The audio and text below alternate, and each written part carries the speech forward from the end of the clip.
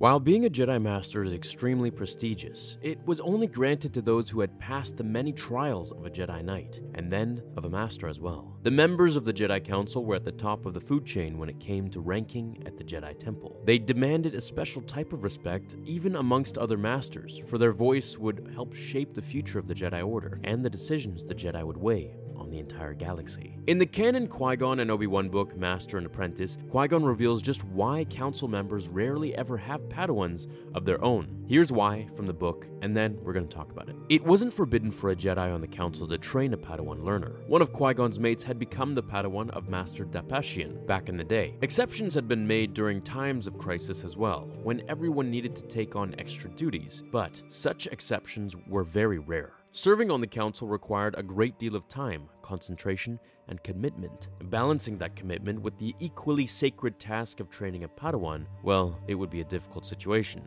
One potentially unfair to both master and student. Only those who had served on the council for a long time and had adjusted to its demands contemplated such a step. So in this scenario, the reason Qui-Gon thinks about this is because he's given the rank of master, which I've made a video on going into detail. So for him, he's realizing that if given the rank, he'll have to think deeply about the decision, waging what he'll be giving up at the time. There weren't any new council members that had Padawans of their own, unless they were as esteemed as Yoda or Mace, and were used to the schedule that the council demanded. They'd be able to partially balance things, and even then, it was still not ideal or something that many were allowed to do, as in this case, Qui-Gon would have lost to Obi-Wan at the council's decision, if he accepted the promotion, of course.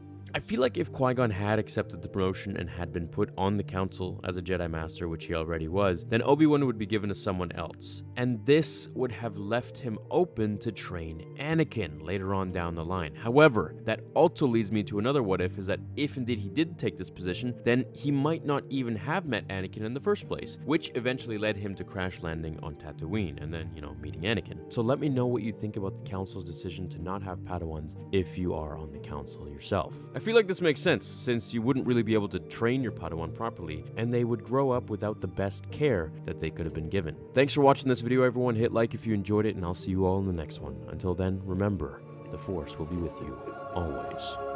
Now, fulfill your destiny.